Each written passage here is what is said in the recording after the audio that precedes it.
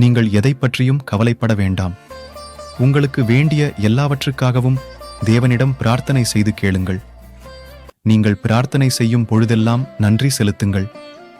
தேவனுடைய சமாதானம் உங்கள் இதயத்தையும் மனதையும் இயேசு கிறிஸ்துவுக்குள் பாதுகாக்கும்.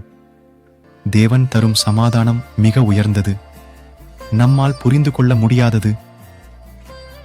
பிலிப்பியருக்கு எழுதிய கடிதம், அதிகாரம் 4, இறை வார்த்தைகள் 6 மற்றும் 7.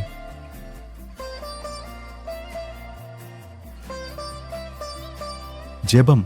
எல்லாம் வல்ல அன்பின் நிறை உருவான இறைவா, இந்த புதிய நாளுக்காக உமக்கு நன்றி செலுத்துகின்றோம்.